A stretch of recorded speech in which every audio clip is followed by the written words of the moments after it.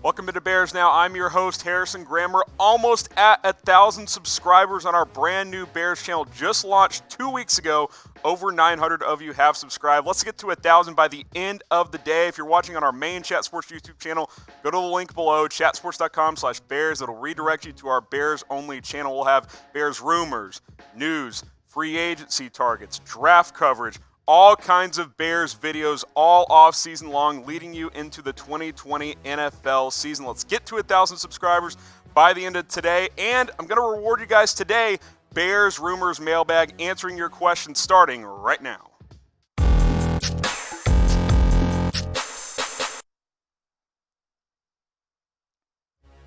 Thanks to everybody who used hashtag Bears, made it easier on us to find all of your questions from last week's videos, answered some from our main Chat Sports YouTube channel video and our Bears only channel as well. Let's get it started with Chris Ayers using that hashtag Bears. Will the Bears execute the fifth-year option on Trubisky? If so, what's the number? How much is it? Here's the situation, guys. GM Ryan Pace and Matt Nagy have been clear. Mitch Trubisky will enter 2020 as the starting quarterback. That's what they say, at least. Obviously, that could change. We'll see what happens this offseason. But they have until May 4th to make the ultimate decision on committing to him past 2020 and for 2021, and then potentially beyond if they decided to give him an extension. The fifth-year option would cost about $24 million. And I know a lot of you are saying, oh my God, $24 million for Mitch Trubisky?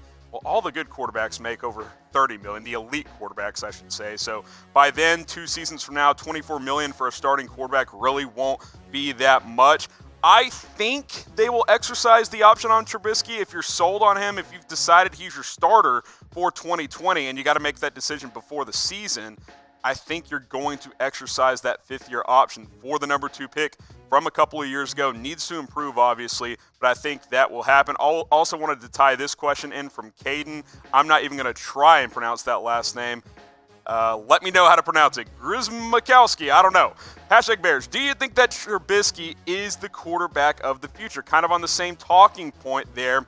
Well, you got to improve from these numbers from last season if you're Mitchell Trubisky. 63%, just over 3,100 yards, did miss some time with injury, dealing with that left collarbone problem, 17 touchdowns, 10 interceptions. I thought he did some good things down the stretch, the latter part of the season, but it's all about consistency for Mitch. We've seen the flashes throughout the last couple of seasons from Trubisky, but the good quarterbacks, the guys who get second contracts, they are consistent week in and week out. We have not seen that from Trubisky the past season and a half or so. Very up and down. I like good Trubisky. Good Trubisky's an electric, fun player to watch, a guy who's mobile and can make good throws on the run.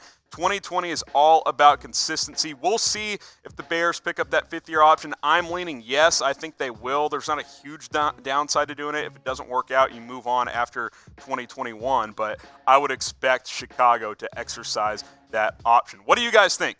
Should the Bears pick up Trubisky's fifth-year option? Type Y for yes, type N for no. If you're watching on our main Chat Sports YouTube channel, you might get hit with an ad break here, so go down to the pinned comment. This is what it'll be. Answer this question. And if you're watching on our Bears Only channel, or if you want to watch ad-free, go check out our Bears Only channel at chatsports.com/Bears. This video's already up over there. Okay, next question here from Paul Gross. The Laser signing, of course, Bill Lazor, the new offensive coordinator, tells me that Nagy will be calling the plays. Yes, he is going to be the play caller in 2020. I like Alex Smith, then Dalton for potential QB signings. Probably wouldn't pay the $17 million for Dalton. Of course, Cincinnati might cut him for a zero dead cap hit. They're going to try and trade him first. They have to sign or draft a tight end in the second round. My question, it's a lot before your question, do you let Floyd go? And what about Clinton Dix? Hashtag Bears. Well, a lot to unpack there. My quick thoughts on the quarterbacks is I think the Bears will look at a veteran quarterback in free agency. I'm with you. I don't think you trade for Andy Dalton in that $17 million if he becomes available. If they decide to cut him, I think he's certainly an option. We'll see what Alex Smith's injury situation is in the coming next couple of months. But to save some money in free agency, here are some guys that you can cut. Leonard Floyd, $13.2 million. I think this is a no-brainer. Zero dead cap. Just did not make the necessary improvements this year. I think he's absolutely going to get cut. Prince Amukamara, he's making $10 million next season. only $1 million dead cap hit. I think he's a very most likely cut candidate as well. He's not what he once was. Still a decent NFL corner, but you don't pay decent NFL corners $10 million. Then Taylor Gabriel, a decent slot receiver, but a guy who just hasn't been that productive since joining Chicago. He's set to make $6.5 million. You can save $4.5 of that by cutting him. You can save over $26 million by cutting all three of these guys, which would bring the Bears cap situation to over $45 million in cap space, which could be very, very valuable. And then on Clinton Dix, he's a free agency, only made a few million bucks last year. I would like to bring him back for the right price. Was pretty productive, 78 tackles, couple of picks, 5 pass breakups, did have a touchdown as well. But I think you only pay elite safeties top-end dollar. Clinton Dix is not that. I would set the line at about $5 million. If you can get him for that or less, bring him back. If not, I would look to the draft. I would look elsewhere in free agency. You just paid Eddie Jackson a lot of money as one of your safety spots. Don't want to pay top dollar for both safety spots. What do you guys think? What should Chicago do with Type R for re-sign him. Type L for let him go. I think that I would re-sign him for the right price. Again, no more than $5 million. Otherwise, I am letting him go.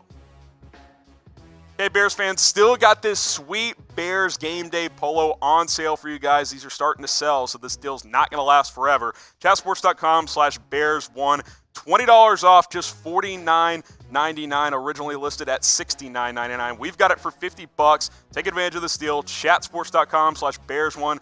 Get this game day polo so you've got some Bears gear for next season. Okay, next question here. Christopher Goalies asks, #Bears. Realistically, how does our cap look and which free agents will be kept? Well, here's the cap breakdown for the Chicago Bears, then we'll talk about free agency a little bit.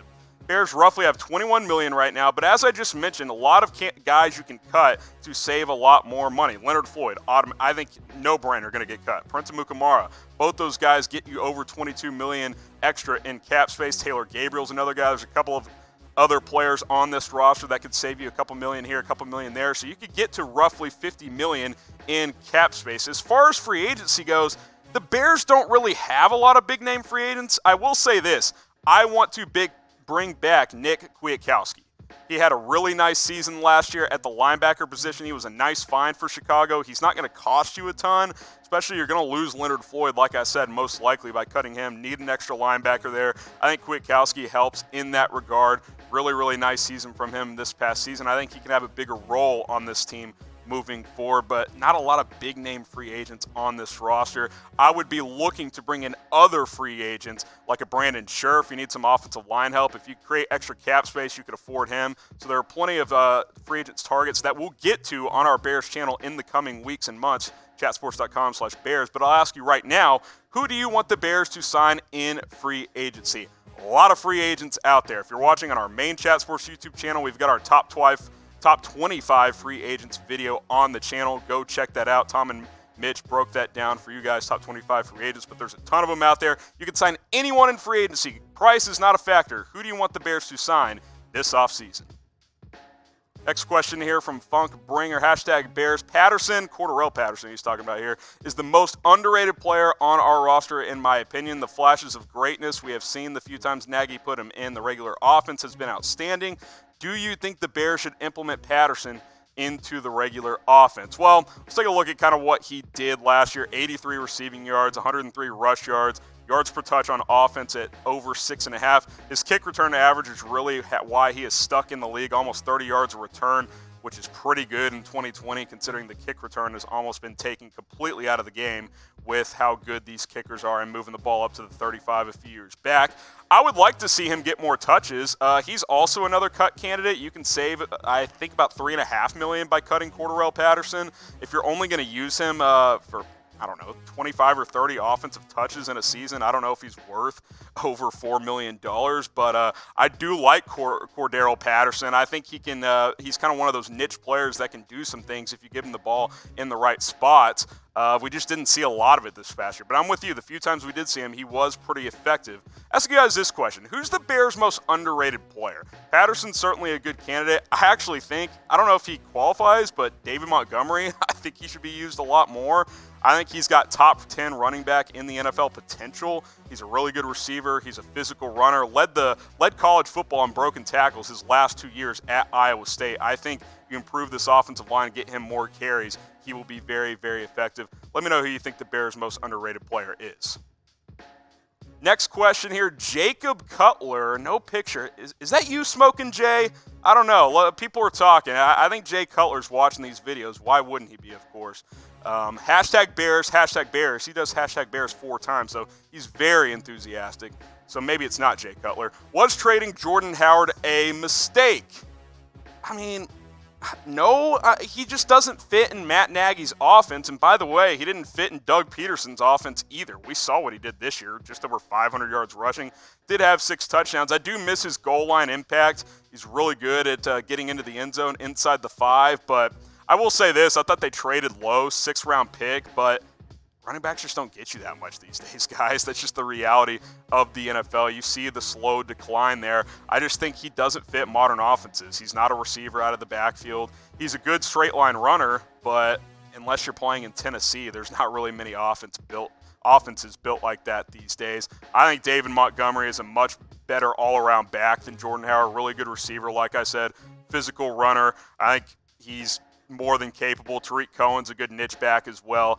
I have no regrets on the Bears trading Jordan Howard. I would have liked to get a little bit more in return, but clearly they wanted to build around running backs who could catch the ball out of the backfield as well, which is what Montgomery and Tariq Cohen can do.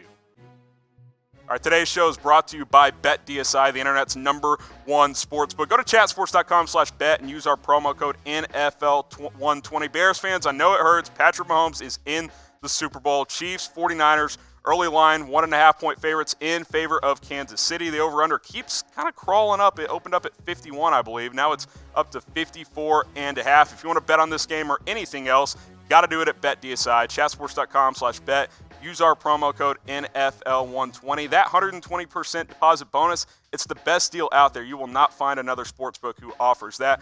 Go take advantage. Go bet at BetDSI today. All right, Darren Robertson here, hashtag Bears. How are we going to afford to get a strong in-the-box safety and let Eddie Jackson go back to his normal free safety spot? Well, first of all, Eddie Jackson did get that big 4-year extension, so congratulations to him. Certainly well deserved. That's why I don't think you pay a lot for your second safety there. I will say this. Ask my guy Tom Downey, who does our draft coverage here at Chat Sports. Here are his top 5 strong safety prospects. Now, keep this in mind. Our top 2 here, Grant Delpit and McKinney, they're kind of hybrids. They can play free safety or strong safety. You're not going to be in the mix for those 2 guys. They're going to go in round 1 more than likely. Bears don't have a first-round pick. They don't really have the draft capital to trade up into the first round. So those guys are kind of off the board. Antoine Winfield Jr., Brandon Jones, those guys are more in your range of 2nd, 3rd round options. Bears have those 2 second-round picks. You could trade back and maybe get Brandon Jones in the latter part of the 2nd round or early part of the 3rd round.